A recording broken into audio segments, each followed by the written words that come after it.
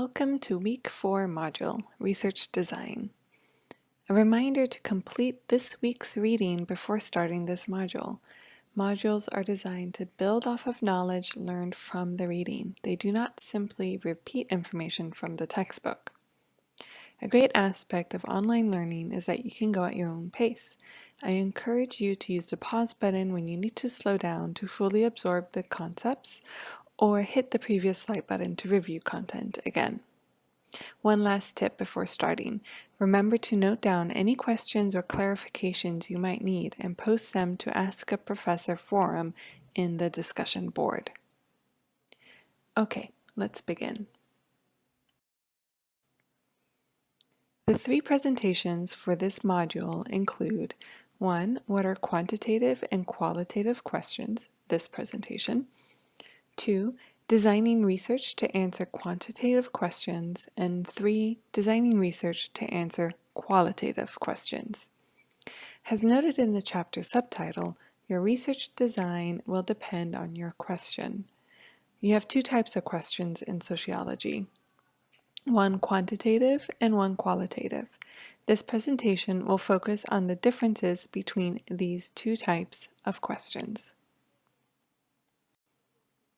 Following the presentations, you will have 3 exercises to test your understanding of the material. These exercises are required, but I do not grade them. This week's assignment will require you to conduct a self-assessment of your exercises. After you submit your exercises, the correct answers will be available. So for the assignment for this week, you will assess how you did and submit a self-assessment. If you have a strong grasp of the textbook material already, you may jump ahead to the exercises to test yourself. If not, or if you start the exercises and you realize that you are a bit confused, you should review these presentations carefully.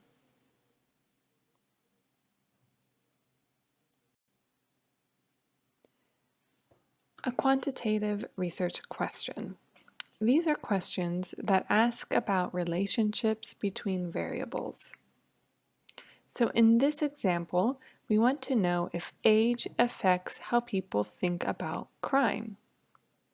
Are older people more afraid of crime than younger people? We have 2 variables here, age and their opinion or their fear, their perspectives on crime. So in quantitative research, the question drives the research design, and it remains unchanged throughout data collection and analysis. Okay, so this is quite different than qualitative. So how we define age and fear needs to stay constant throughout data collection, or else our results might be incorrect. As we'll see in the next presentations on quantitative research design, you'll see that it's very important to carefully define and measure the variables before you begin. Quantitative research often relies on surveys to gather data. Survey questions are closed-ended, and so they can be analyzed using statistical methods.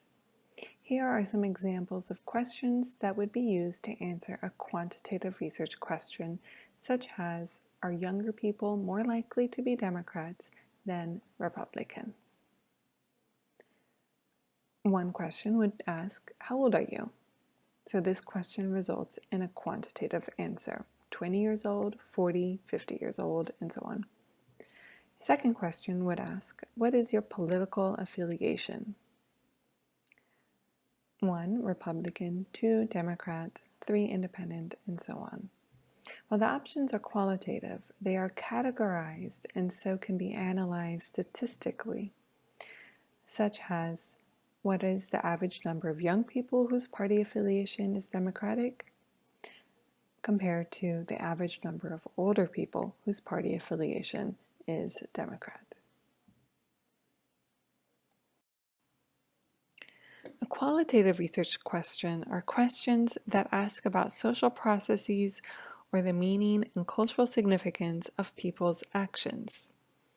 The significance of qualitative questions is it's sometimes hard to grasp for students because it's not as clear as the A results in B formula of quantitative questions. Students don't often understand, or they don't always understand, the strength of qualitative research. However, qualitative research is much more flexible, so the measures that you're looking at, even your research question, can change throughout the data collection. Furthermore, qualitative research can provide us with so much more information. So the textbook provides a great example of the importance of qualitative research. What is this a picture of? So you're likely going to say snow. Okay, snow on a residential street. While that's correct for our culture, in Inuit culture, the indigenous people in North Canada, where there is snow year-round, they have over 50 words to describe snow. Wet snow, heavy snow, and so on. So how the Inuit interprets snow also tells us a lot about how they experience their daily lives. Only qualitative research, a qualitative research study can really unpack the meaning and cultural significance of something like snow for the Inuit culture. Qualitative research often relies on interviews or observation to gather data. So for example, using the same theme that we saw on the survey examples about political affiliation, in a qualitative research design, we could ask a question such as, how did your upbringing influence your current political party affiliation? So note that this question is not so easy to provide options for, so it would not be a very good survey question. However, it's a great qualitative question for an interview. For observation, you could attend a Republican meeting and observe what happens there. That's also a qualitative research design. So that concludes this presentation. We'll go over each of these types of questions in more detail in the following presentations. Please proceed to the next presentation on quantitative research design.